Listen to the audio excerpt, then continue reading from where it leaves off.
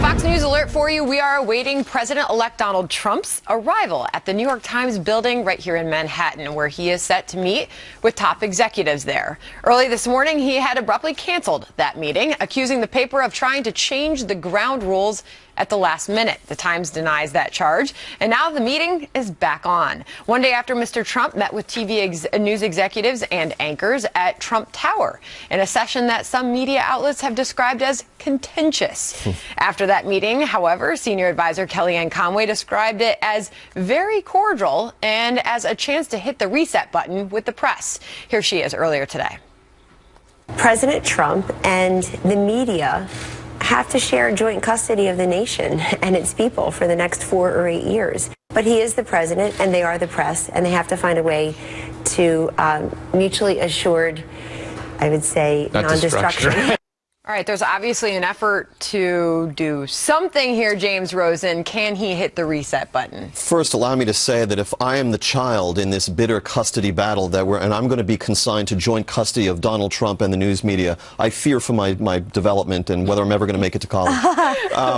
So perhaps there's some room for growth here, I would say. There is no question that if you read the New York Times, if you logged onto their front page, and I love the New York Times, I love the obituaries, and I love the book review section and the feature stories, and, you know, I love that stuff. Okay? Oh my God. Obituaries are brilliantly written. The Leon Russell op-ed was great. But if you logged onto their front page, you found literally 5 to 6 anti-Trump headlines every day. You did not have to make it all the way to the editorial page to figure out where the New York Times stood on Donald Trump. Same for the Washington Post. You know, in a sense, if they're worrying about what kind of access they're going to have and they're worrying about what kind of relarelative they're going to have, this is a lot of their own making, it seems. And I mean, he won the election going after the press, Megan. I'm getting such schadenfreude after watching the New York Times squirm. This is finally the chickens coming home to roost with their liberal bias for so long. My other favorite aspect of this story is liberals are mad at them because they said Hillary Clinton had an 80% chance of winning. So the liberals feel lied to as well. I hate the New York Times, by far the most biased reporters I've ever had encounters with on and off the campaign trail. I am so happy America sees this publication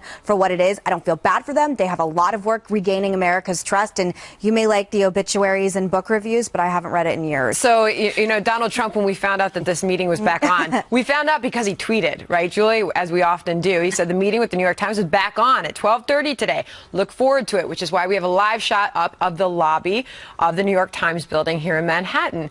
What kind of conversation is going to take place here, do you think? Well, let's not forget, he caved. So they said you're going to have an off-the-record meeting with us and then an on-the-record meeting with some of our reporters. He pulled it and said, I'm not going to do that. And then ultimately he did. I mean, he didn't change his mind. They didn't change their mind. He's doing exactly what he said he was going to do. So, you know, score 1 for the New York Times, 0 for Donald Trump. Look, I think at the end of the day, it is incredibly difficult to pick a fight with the entire press corps. We have very many different ways of communicating directly now. He did, though, and he won. He did in the campaign. As president of the United States, guess what? It's going to be very hard to do. He can tweet all he wants, but people still take their... Some people, and a lot of people, still read the New York Times, still read the Washington Post, still watch Fox News, still watch CNN. And if you're going to go out there and ream people out... Those are very different entities. We don't know that he did that, by the way. That was basically 1 or 2 accounts. No, I'm not talking about that. I'm saying if he's going to go, he does it every day on Twitter. But you have to admit 80% chance of Hillary winning, having, as you said, so many anti-Trump articles, not obviously talking to the kind of voters that they should have been interviewing. I mean, I know liberals who are straight up angry and feel lied to by the New York Times and other liberal media outlets. But every poll saying that. But yes, I do agree. But every poll out there. Do you think they need to get maybe some new journalists and reassess how they're covering conservatives? The upshot, which is what you're referring to, the New York Times, that's not journalists. That's actually data people who are compiling poll aggregates, and that's. But I'm talking about articles as well. Bias. Take down articles of Donald Trump the entire election. I think they're great reporters. And by the way, Mitt Romney, my mother, my father, like all Republicans everywhere. This isn't just Donald Trump specifically. Don't you think that they maybe need to take a look at themselves and who they're hiring? They did. Arthur Sulzberger Jr. Virginia, the publisher wrote a letter to the subscribers and said that, asked the question, did Donald Trump's sheer unconventionality lead us and other news outlets to underestimate his support among American voters? We reported on the candidates fairly, but we need to rededicate ourselves to the fundamental mission of Times journalism, which to me, reading between the lines, means we didn't attack him enough. They weren't fair. We needed to go fair. after him enough to make sure he didn't get elected. So to answer Megan's question, so we all know a lot of these New York Times reporters personally, at least I do, and I think a lot of them, I consider them to be friends, but I've said this before many times. We sit in a New York City bubble.